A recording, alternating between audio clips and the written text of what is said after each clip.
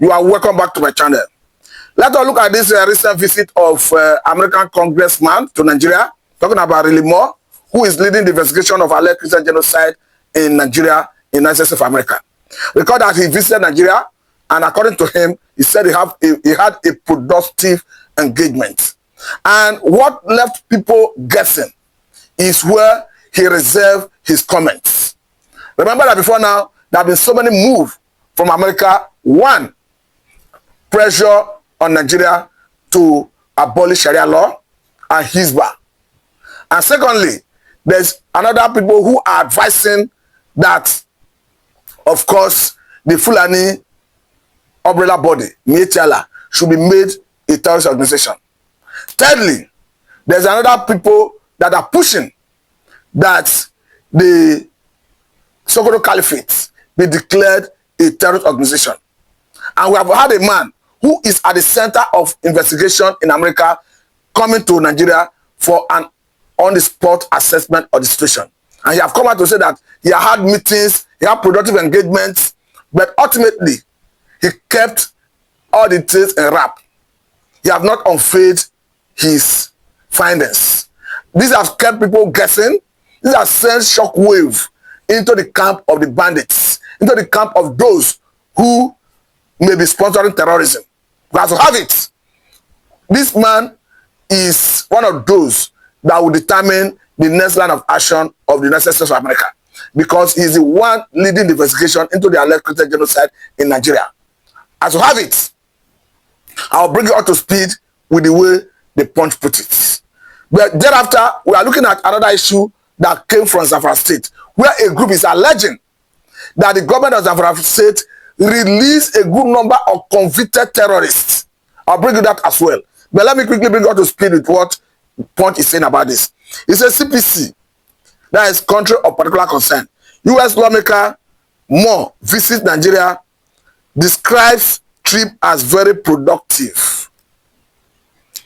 Then he go further to say that a member of the United States House of Representatives, Really Moore, said on Sunday that he had concluded a very productive visit to Nigeria, sharing the update in a post on his X account. He said, I came to Nigeria in the name of the Lord and on behalf of the American people. Moore wrote.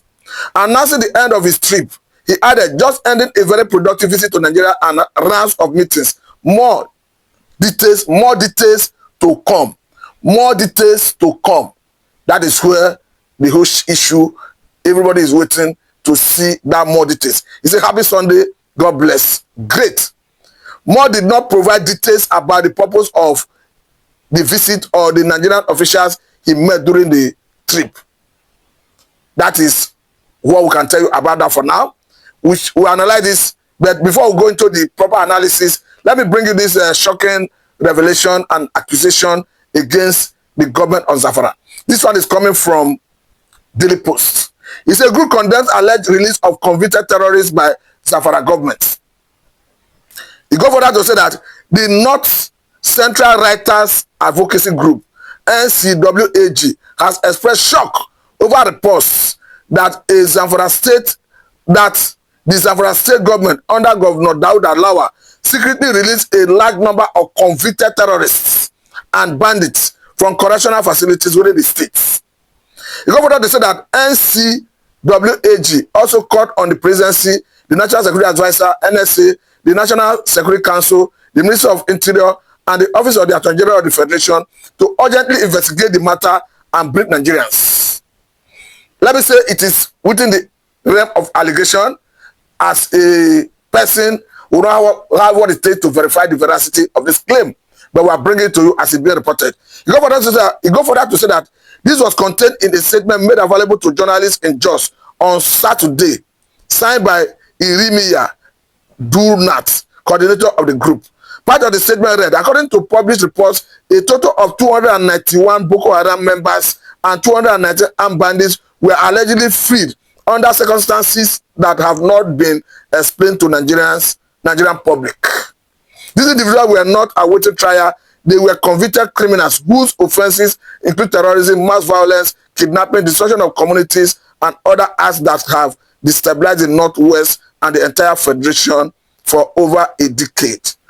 Let me stop there for now. I think what is important is that Nigerians are already getting to know about this allegation, and that the people who are making the allegation are already calling on the presidency, calling on every concerned authority to swing into action to investigate what actually transpired. I must say that they should actually do their own investigation. But the point here is, going back to the visit of Nigeria by Relimo, that congressman from America who is leading the investigation into the alleged Christian genocide in Nigeria, I want to say that there's serious panic currently in the camp of the enemies of Nigeria. Because I think what perhaps is important at this point is, personally, I'm beginning to be happy about it. Because even the Nigerian government have taken a position that they have reached agreement with American government to end banditry, to end terrorism. And as we have it, we now see that an American congressman visited Nigeria. Not just an American congressman, but the man leading the investigation of the alleged Christian genocide. Because all I can say is, as a person, we must deal with and defeat terrorism. I support every genuine move of Nigerian government to get to the root of this issue, including acquiring monopoly of coercive power. But I must say that as a government, what makes the government ultimate is the ability to acquire monopoly of coercive power to police every inch of its territorial integrity. Because it doesn't make sense as a government to share monopoly of coercive power with non-state actors.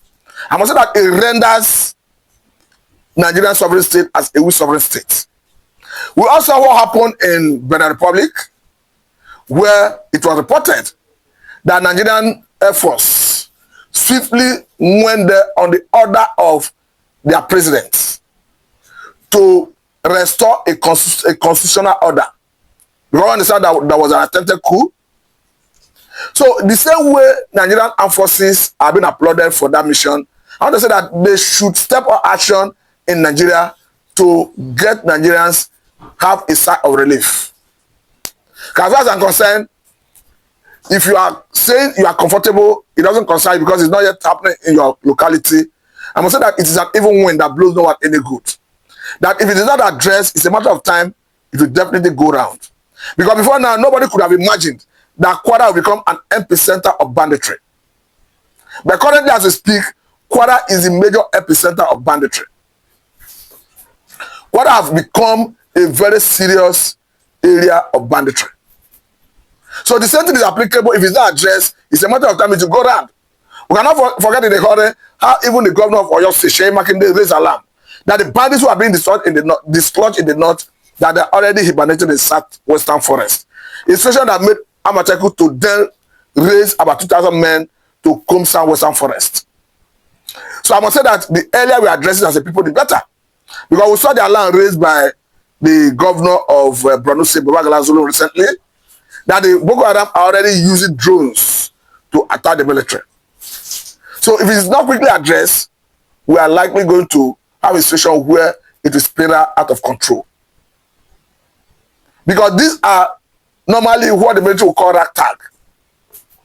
And as we have it, they can comfortably, conveniently come and hold meetings with the locals in Zamfara, in Katsina, in what they call peace deal. I must say that peace deal is unacceptable. That these are common criminals that must be treated as criminals. It doesn't matter the opinion of Shegumi, who constantly and consistently maintained that federal government should not use kinetic approach against them. I must say that the federal government is justified to use the weight and the full wrath of Nigerian sovereignty against them. Because these are people who have no value for human life, as can be seen in their modus operandi. We have seen in several instances how they disallied Nigerians, how they kidnap, rape, maim, and all of that. So they should taste the same fate that they often allow to befall Nigerians. But at this point, I think I'm particularly happy, and I take solace in the position that we are currently seeing Northerners who are already seeing it from the angle of patriotism, who, in spite of the fact that they may be Muslims, they may be Northerners, they are already saying that American intervention is for the overall interest of every patriotic Nigerian. That is why I want you to particularly watch and listen to this man, who have said that he's a Fulani man from the north, a Muslim, but he said that perhaps Trump's coming will even help salvage and save the liberal Muslims who are being killed by the same terrorists. I think that is what it takes to be patriotic. But listen to him and get a sense of what I'm trying to explain here. There is Christian genocide in Nigeria. If we take a look at what is happening in Plateau State, what is happening in Benue State, Taraba and others. But why the Christian communities or some of the Christians decide to appeal to the United States of America? Because they know they are right. And maybe the involvement of President Trump will help even we Muslims that are not terrorists and that we are against these Fulani herdsmen and what they were doing. Maybe we will get peace in the future, because we are the most target of terrorists. But we show that those terrorists are still our brothers. This is what most of the Islamic clerics and Islamic scholars here in northern part of Nigeria are saying in their mosques. This is the truth. Even the federal government doesn't have any target, doesn't have any plan till today to fight those Fulani herdsmen. And the action which President Trump you take, this is a great action. This is a great action someone has ever taken against terrorists. Today, if Fulani herdsmen enter into your farm, when you say, hey, why did you enter into my farm? Their response is to weaponize themselves with arms, knife, or even AK-47 attacks and kill you in your own property. This is what they were doing. This is the pact. So what Christians have said, yes, there is Christian genocide. Many Christians have been killed by those Fulani herdsmen. I welcome the United States or America into Nigeria if their goal is to eliminate those terrorist groups, because Nigerian government is not ready to do that. It's not ready. This is the real what is happening. No one has rights in this country than Fulani people. I don't know why. I am their blood. But what is happening is no religion. Islam doesn't have anything to do with those Fulani herdsmen. Any group of terrorism, they will just claim the name of Islam to badname the Islam, to badname the Holy Prophet, and they don't even know how to pray. They were not fasting, but they will say they are Fulani, they are Muslims. So I'm not against President Trump. This is the truth. And I have one advice to the United States government. You have to investigate clearly. There is politicians in the north, Fulani politicians that were linked and connected with those terrorist groups. They are helping them. They are in many ways. In many ways. We see them together. They were negotiating. No one will welcome you to the government house, but you will see a governor welcoming a terrorist group to the government house. And after 3 days, they will start attacking every village, killing innocent life. Why? We have to stand and speak the truth what is going on. They know they are right. As we Muslims, we don't know our right. If we know our right, we are the first people to stand up against those people and to appeal to everywhere to this, in this world that we need help. So let them do it. They have right to do it. We are the people who are supposed to do this. We didn't do it.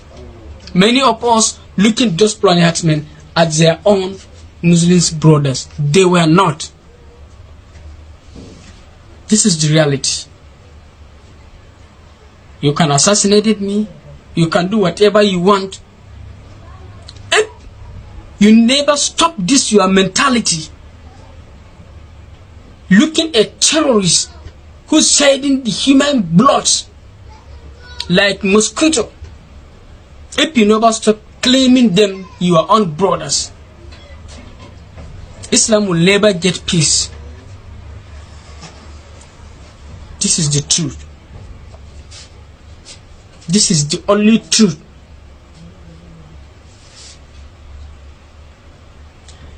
In my stage, before Boko Haram start killing everybody, when they start bombing the churches. Most of us people were happy of what they were doing. They are destroying the Christian churches. We are saying yes, they did well. After they finished with the churches, they turned to the mosque, killing thousands and thousands of people. We didn't do anything. We are asking those corrupted leaders to come and fight against terrorists. Will they do that? While they are using those terrorists as the shields, and they were using them in their political system. So if you, the United States, will support to eliminate those Fulani terrorist group, I'm happy with that. And secondly, our main problem in northern Nigeria is Izala. There is one Izala to be the Kamiti Sunnah, an Islamic group. Those people are the first people to preach in the wrong way that made people carrying weapons turned against their brothers until today. And most of them are linked to that terrorist. This is the truth.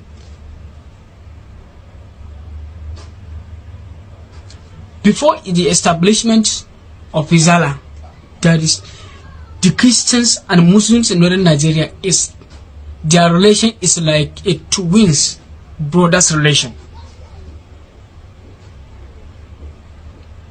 They have to stop. You have to stop this Izala, Erika, Ishia, all of those groups. You have to stop them. This is the fact.